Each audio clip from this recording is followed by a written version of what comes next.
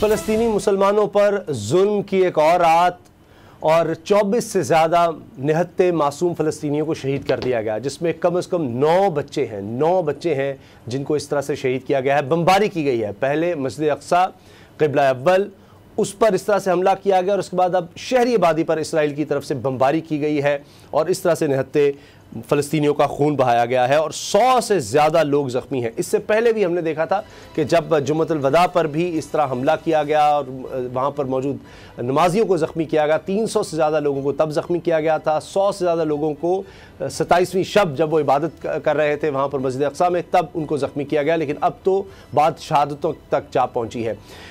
मुफ्ती मोहम्मद हनीफ कुरैशी साहब हमारे साथ हैं, उनसे इस हवाले से बात करेंगे। मारूफ आलिम दीन है। मुफ्ती साहब, बहुत दिल दुखता है, बड़ी तकलीफ़ होती है, लेकिन ये जो मुसलमान रियासतें हैं ये उस तरह से क्यों इस पर खड़ी नहीं होती? अब तो 61 तादाद हो चुकी है मुसलमान मुल्कों की। मुसलमान आप जैसे लोग इस पर आवाज़ उठाते हैं, लेकिन जब तक हुक्मरान नहीं कुछ करेंगे, क्या इतने कमज़ोर हैं ये 61 ममालिक? और मैं शुक्रिया अदा करूँगा लामा अमीन शहीदी साहब का भी, उन्होंने ज्वाइन किया है। मुफ्ती हनीफ कुरैशी साहब, आपसे शुरू करते हैं, क्या कहेंगे? बिस्मिल्लाह वस्सलातु वस्सलामु अला रसूलिल्लाह। उसामा भाई, हमारा आप समेत हम सब का दिल खून के आंसू रो रहा है, क्योंकि अल्लाह के नबी सल्लल्लाहु ताला अलैहि वसल्लम ने इरशाद फरमाया कि मुसलमान एक जिस्म और एक जान की तरह हैं कि अगर जिस्म के किसी भी उज़्व को तकलीफ पहुंचे तो दूसरा उज़्व उस दर्द को, तकलीफ को महसूस करता है। मैं समझता हूं कि इस वक्त मिन हैसुल कौम पूरे आलम इस्लाम के लिए लम्हा फिक्रिया है, और जो हमारे अय्याश हुक्मरान हैं 56 से ज़ायद इस्लामी मुल्कों के, उनके लिए डूब मरने का मकाम है।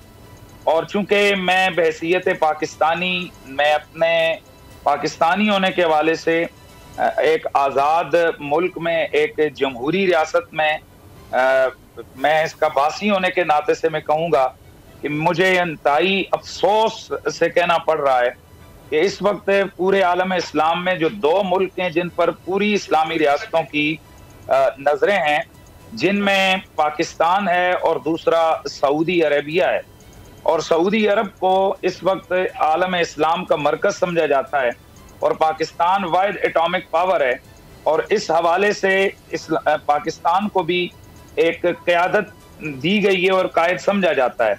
लेकिन डूब मरने का मकाम है हमारे हुक्मरानों के लिए कि हमारे इस पाकिस्तान के वज़ीर आज़म और सऊदी अरेबिया के हुक्मरान और उनके जो बादशाह हैं वो कल इकट्ठे हुए और उनके वहाँ मौजूद थे, और उनके होते हुए ये बमबारी भी हो रही थी और मुसलमानों की शहादतें भी हो रही थी और मस्जिद अक्सा की बेहुरमती भी हो रही थी, और इनके कानों पर जूं तक नहीं रेंगी। और हमारे वज़ीर आज़म साहब डिटाई के साथ ये कहते हुए नजर आए हैं कि जी हमारी इस हवाले से आपस में कोई बात नहीं है।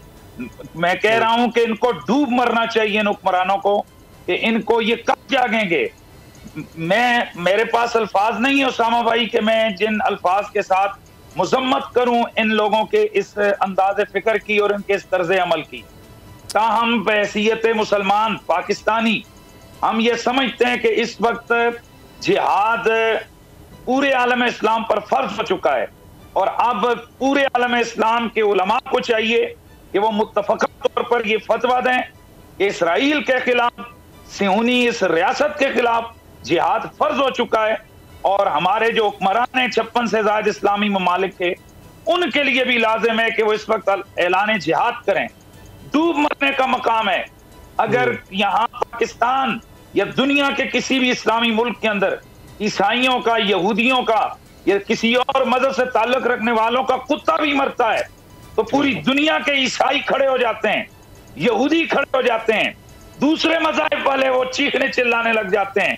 लेकिन शर्म का मकाम है हमारे हुक्मरानों के लिए और 56 से ज्यादा इस्लामी मुल्कों के इन हुक्मरानों के लिए कि निहत्ते फिलिस्तीनी इस वक्त दुनिया की एक दहशतगर्द रियासत और दहशतगर्द कौम यहूदियों का, इसराइल का मुकाबला कर रहे हैं निहत्ते होकर, और ये बिल्कुल इनको बोलने तक की फुर्सत नहीं है। मैं कहता हूं डूब मरेंगे सारे हुक्मरान और डूब मरेंगे सारे जितने भी ये लोग हैं। इन्होंने क्या करना है? एटम बमों का अचार डालना है, इन्होंने इन मिसाइलों का जनाब उनका मुरब्बा बना के खाना है? क्या करना है कि जिस वक्त हमारी रियासतें और हमारे मुसलमान भाइयों के खून जो है ना बह रहे हैं, और यहाँ से जनाब ये डिटाई के साथ सारे बेगैरत चुप बैठे हैं। मैं इनकी मुजम्मत करता हूँ और मैं आपको सलाम पेश करता हूँ कि कम अज कम आपने मत किया, मगर ना तो मीडिया के ऊपर भी इस वक्त भाई मुर्दगी छाई हुई है। और मैं समझता हूँ कि मरे हुए हैं बहुत सारे लोग कि जो अगर यहीं पर यहाँ एक ईसाई जनाब दहशतगर्द मुल्क के दहशतगर्द अगर कोई किसी एक कलीसे के ऊपर हमला कर दें, जिसको हालांकि रियासत उसमें इन्वॉल्व नहीं होती, तो ये हमारे ये जितने भी यहाँ के एंकर और हमारे मीडिया के बड़े बड़े इदारे हैं, तो ये जनाब प्रोग्राम करते करते नहीं थकते। लेकिन आज हमारे ये बड़े बड़े जो मीडिया हाउसेस हैं, उनकी छाई हुई ये खामोशी, मैं समझता हूं कि ये इनकी भी बेगैरती का एक वाज़ेह सबूत है। और वो लोग कि जो इस वक्त आप जैसे लोग इस वक्त आवाज उठा रहे हैं, वो काबिल लायक तहसीन है और लायक तकलीद हैं। जी, हमें अल्लामा अमीन शहीदी साहब ने भी ज्वाइन किया है। अल्लामा साहब, बहुत शुक्रिया आपके वक्त का। यकीनन आपके चेहरे से भी नज़र आ रहा है आप भी बड़े अफसरदा हैं, गम में हैं, मगर ये इंसानी हुकूक अब कहाँ चले जाते हैं? यानी दर्जनों लोगों का खून बहाना ये इंसानी हुकूक में नहीं, वरना किसी का कत्लेआम हो जाए, यहूदियों का एक था तो जी उस पर बात भी करना जो इंसानी हुकूक के खिलाफ हो जाता है। यहाँ आपने बच्चों को शहीद कर दिया और नजर आ रहा है कि ये इंसानी हुकूक की पामाली हुई है। इसको आप जंगी जराइम कहें, जो भी बदतरीन इसको आप वायलेंस कहेंगे, टेररिज्म, दहशतगर्दी है। तैयब उर्दवान ने तो कहा है ये दहशतगर्दी है, लेकिन यहाँ कहाँ है आलमी तंजीमें, क्यों सो गई हैं? इससे बढ़कर कौन सा वायलेंस होगा इंसानी हुकूक के खिलाफ? तो इंसानी हुकूकी तंजीमों को सांप सूंघ जाता है।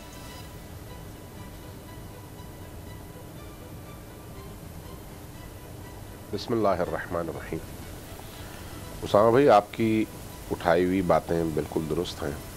इस वक्त सूरत हाल यह है कि जब हम इंसान की बात करते हैं तो मगरबी दुनिया की नज़र में इंसान सिर्फ वो सरमायादार हैं जिनका ऑर्डर दुनिया पर चलता है, या वो सियासतदान हैं जो हुकूमत कर रहे होते हैं, या वो